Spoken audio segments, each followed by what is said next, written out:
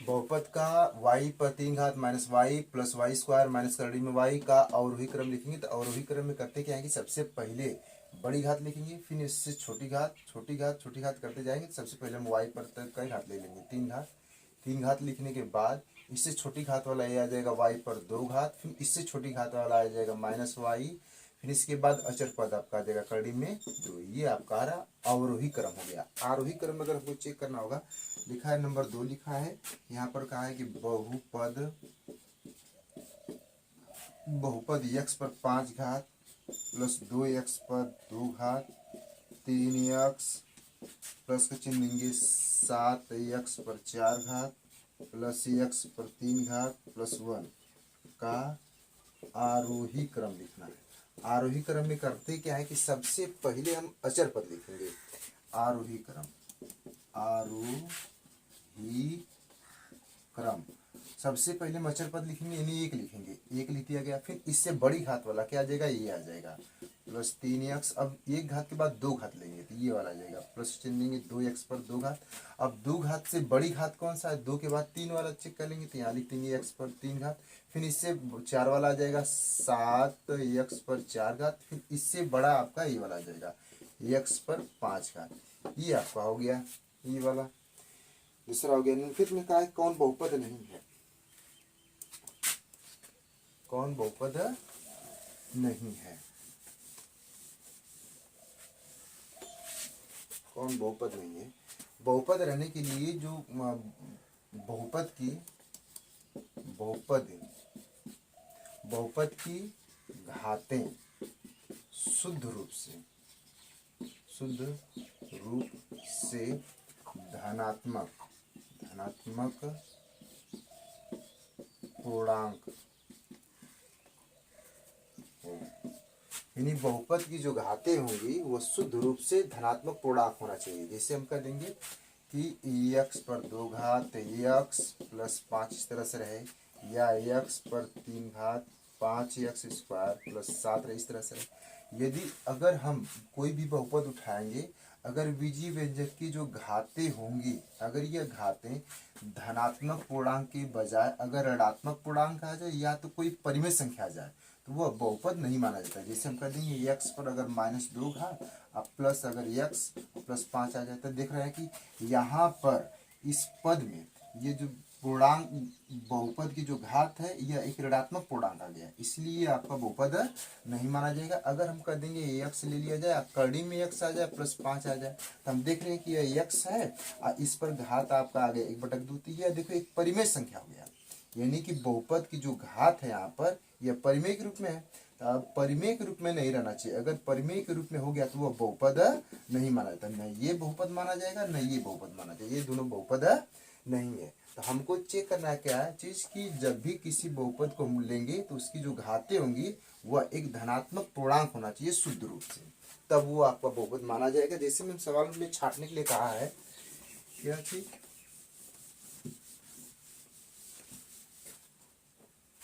लिखा है नंबर 1 कि x square plus 2x plus 4, तो यह आपका बहुपद है क्योंकि इसकी घात 0 1 2 हो गया। तो यहाँ देख रहे हैं कि जो इसका 0 आ गया 1 आ गया और 2 आ गया, तो ये तो शुद्ध रूप से पूर्णांक है, इसीलिए यह आपका बहुपद जो है आपका यह जो आपका दिया गया है क्रम जो ये दिया गया है यह एक बहुपद माना जाएगा। दूसरा का ना जी देख लीजिए y पर 8 घात माइनस 4, तो यह भी एक पूर्णांक के रूप में है, यानी कि 0 और 8 आ गया तो यह शुद्ध रूप से पूर्णांक है, इसलिए यह भी क्या है बहुपद है। x प्लस 1/x अगर दे दिया जाए, तीसरा में दे दिया गया तो इसको हम देख रहे हैं कि इसको हम लिख सकते हैं क्या चीज x पर -1 घात। तो यहाँ देखेंगे इसकी जो घात 1 है और -1 आ गया, तो घातें नेगेटिव नहीं रहना चाहिए, तो अर्थात ये आपका बहुपद नहीं माना जाएगा। फिर इसके बाद ये नहीं आप बहुपद नहीं है, यह तो है यह भी है, ये दोनों लिख दिया जाएगा यहाँ पर। फिर इसके बाद करेंगे क्या चीज,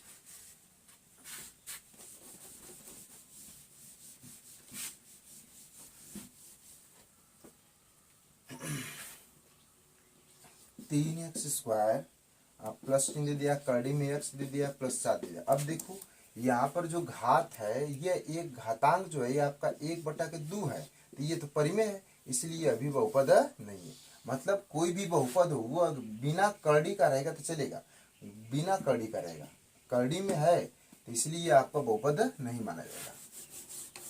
फिर इसके बाद यहाँ लिख रहे हैं x square plus 1/x square, इस तरह से दे दिया है, और x square minus 1/x square दे दिया है। तो इसको हम लिख सकते हैं क्या चीज़ कि x पर 4 घात माइनस 1/x पर 4 घात। हम देख रहे हैं कि यहाँ पर 4 है, एक ऊपर लेके जाएंगे तो -4 आ जाएगा, तो यह भी आपका बहुपद नहीं है, तो यहाँ लिख देंगे नहीं।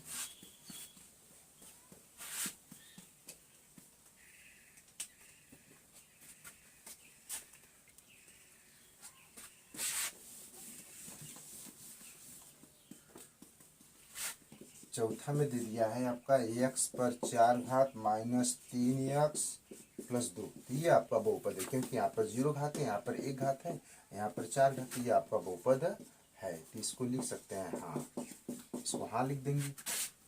फिर इसके बाद दिया है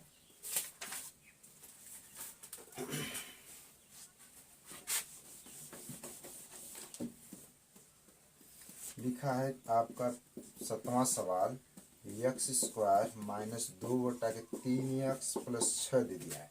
अब हम देख रहे हैं कि इसकी जो बीजी व्यंजक की जो घातें यहाँ पर 0 है, यहाँ पर 1 दे दिया है, यहाँ पर 2 दे दिया है।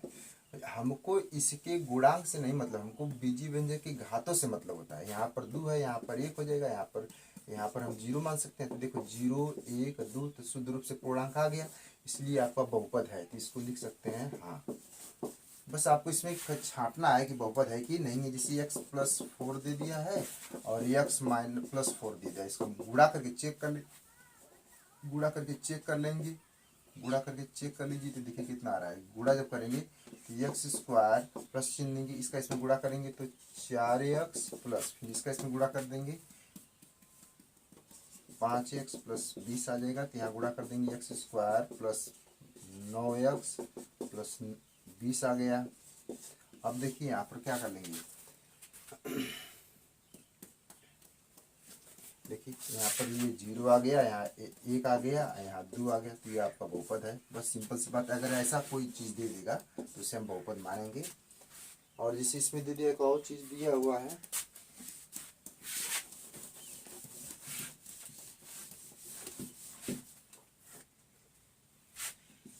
एक्स प्लस 5 का होल वर्ग दे दिया, तो इसको चेक करेंगे बहुपद है कि नहीं बहुपद है, तो यहाँ लिख देंगे a का स्क्वायर प्लस 5 दूना के 10 एक्स प्लस 5 पचे 25, तो ये तो बहुपद है आपका, क्योंकि यहाँ पर 0 घात है, यहाँ पर 1 घात है, यहाँ पर 2 घात। देखो ये आपका शुद्ध रूप से पूर्णांक बन गया। तो यहाँ पर जब कोई धनात्मक पूर्णांक रहेगा, किसी भी बहुपद के जो घातांक है अगर वो धनात्मक पूर्णांक के रूप में है, किसी भी बहुपद के यदि घातांक अगर पूर्णांक के रूप में है, तब वो बहुपद माना जाएगा। फिर इसके बाद कहा है कि एक्स स्क्वायर का गुणांक बताइए, एक्स स्क्वायर का गुणांक बताइए।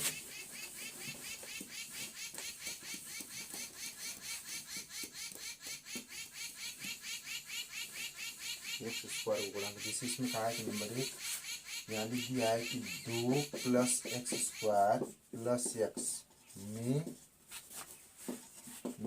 एक्स स्क्वायर का गुणांक।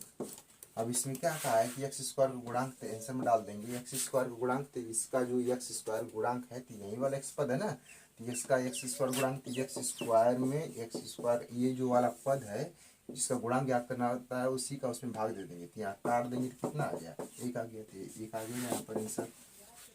यानी इसमें 2 plus x square plus x में एक्स स्क्वायर गुणांक 1 होगा, नंबर 2 उठा लेंगे, यहाँ पर दे दिया जाएगा। अगर यहाँ 2 minus x square plus x दिया है, अगर इसमें बात करेंगे तो ये वाले पद में यानी कि माइनस एक्स स्क्वायर में एक्स स्क्वायर का भाग देंगे, काट देंगे तो -1 आ जाएगा, ये इसका गुणांक हो जाएगा। फिर इसके बाद करेंगे क्या चीज़,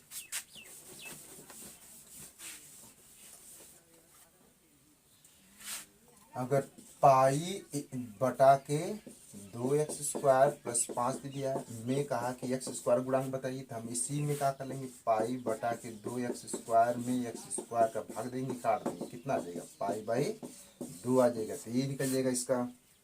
फिर कहा है कि एक करड़ी में 2x प्लस 1 है, तो हम देखो एक्स स्क्वायर का पूछा है गुणांक, तो करेंगे क्या चीज़, यहाँ पर लिख देंगे अपने से, इसको लिखा जाएगा करड़ी में 2x प्लस 1 बराबर, इसको हम लिख सकते हैं 0x² प्लस करड़ी में 2x प्लस 1।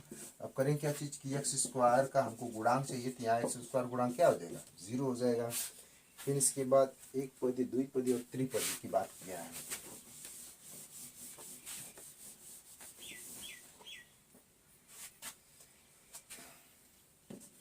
यहाँ छांटना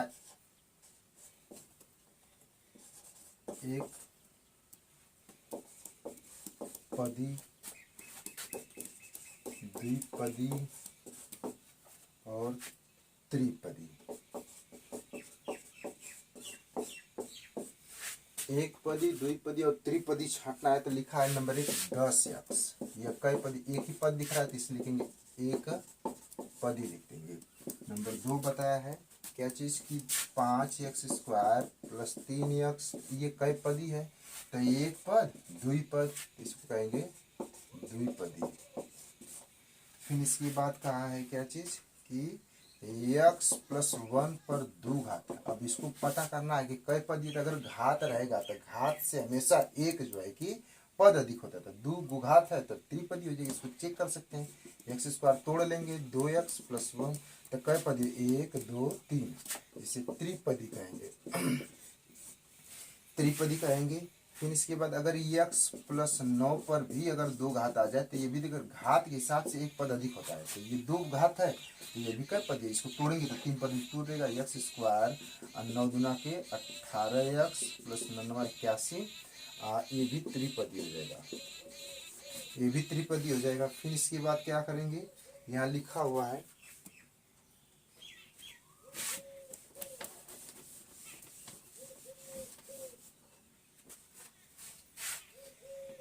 x² माइनस 3x प्लस 2, ये कितने पद थे, एक पद, दो पद, ये भी त्रिपदी हो जाएगा।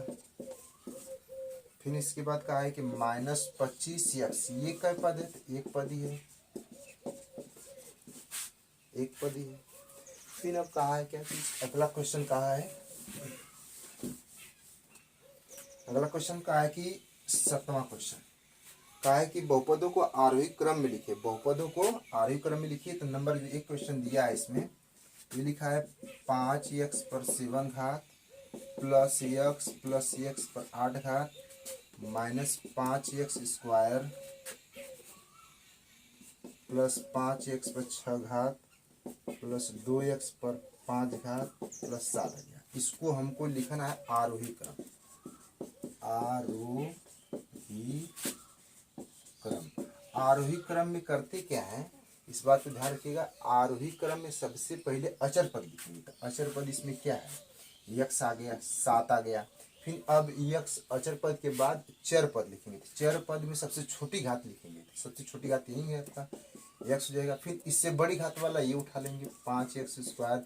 फिर इससे बड़ी घात, एक के बाद 2 आ जाएगा, 2 के बाद 3 नहीं है, 4 नहीं है, 5 है, 5 को लिख देंगे यहाँ पर 2x पर 5 घात।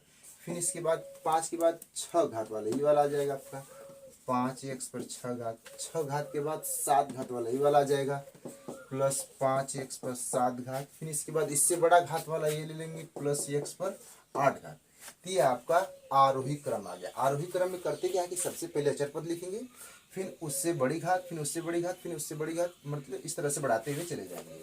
ये हो गया। फिर इसकी बात करेंगे, दूसरा क्वेश्चन दे दिया है आपका कि x पर 3 घात plus 1 plus x² minus x पर 5 घात प्लस x दिया। अगर हमको इसका आरोही क्रम लिखना होगा,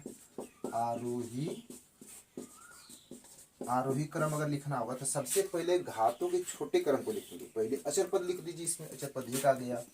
फिर इससे बड़ा अचर पद के बाद हम बीजीय व्यंजक की सबसे छोटी घात लिखेंगे, तो सबसे छोटी घात आपका ये आ गया x। फिर अब इस छोटी घात से बड़ी घात को उठाएंगे, ये वाला आ जाएगा x पर 2 घात। फिर इससे बड़ी घात ये वाला आ जाएगा x पर 3 घात। फिर इससे बड़ी घात वाला ये उठा लेंगे, x पर 3 घात आ जाएगा। तो इस तरह से हम अगला स्टेप सवाल लगा कर रेडी कर डालेंगे।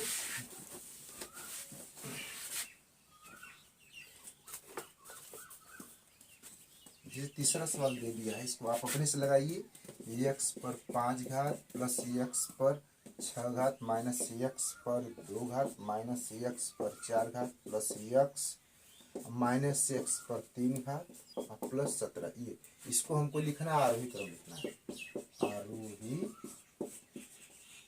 क्रम लिखना है, आरोही क्रम लिखना है। तो आरोही क्रम में क्या करेंगे, सबसे पहले बताया गया ना कि सबसे पहले अचर पद लिखेंगे, अचर पद के बाद उससे बड़ी घात वाला, यानी कि सबसे अचर पद के बाद हम चर पद लिखेंगे जिसकी घात सबसे छोटी हो, यानी 17 लिखने के बाद अब इससे बड़ी घात, यानी अचर चर पद में सबसे छोटी घात क्या है, एक्स आ जाएगा। एक्स से बड़ी घात वाला क्या आ जाएगा, ये वाला आ जाएगा माइनस एक्स पर 2 घात। फिर इससे बड़ी घात वाला आ जाएगा माइनस एक्स पर 3 घात। फिर इससे बड़ी घात वाला ये आ जाएगा माइनस एक्स पर 4 घात। फिर इससे बड़ी घात ये वाला आ जाएगा प्लस एक्स पर 5 घात। फिर इससे बड़ी घात वाला ये वाला आ जाएगा प्लस एक्स पर 6 घात। ये आपका सोल्यूशन हो गया इस टाइप से। फिर एक स्टेप और देखेंगे हम इसमें, लास्ट सवाल है।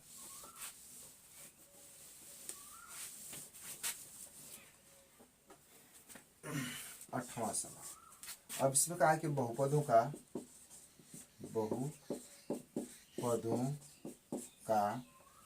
अवरोही क्रम, अवरोही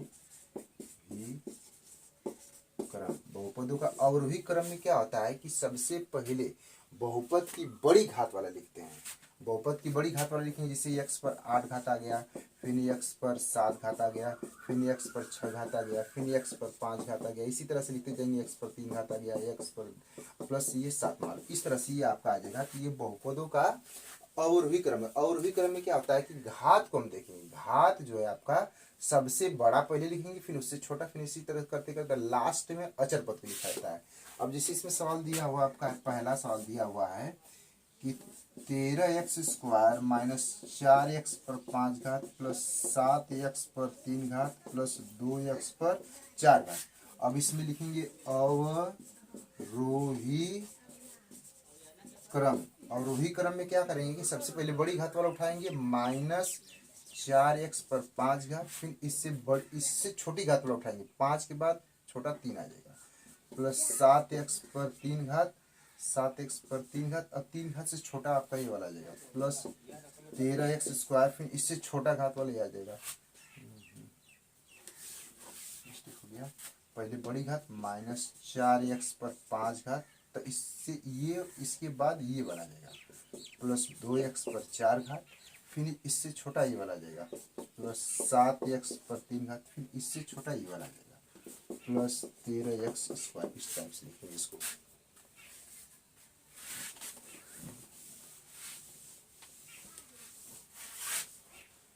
अच्छा, दूसरा सवाल दिया हुआ इसमें, दूसरा सवाल जो दिया हुआ है y पर 2 घात प्लस चिन्ह देंगे 2y पर 4 घात प्लस 3y प्लस y पर 3 घात प्लस 8 आ गया। हमको अवरोही क्रम लिखना, अवरोही क्रम। अवरोही क्रम में क्या करेंगे, सबसे पहले अचर पद बड़ी घात को लिखेंगे, सबसे पहले बड़ी घात ये वाला लिखेंगे 2y पर 4 घात। अब इससे छोटी घात वाला लिखेंगे, 4 के बाद 3 घात वाला आ जाएगा, यानी y पर 3 घात। अब इससे छोटी घात ये वाला आ जाएगा y पर 2 घात, फिर इससे छोटी वाला ये वाला आ जाएगा प्लस 3y। लास्ट में अचर पद लिख देते हैं। इसी तरह से आपका ये लगा देंगे। हाँ, एक सवाल अपन ने इसे लगाइएगा यार।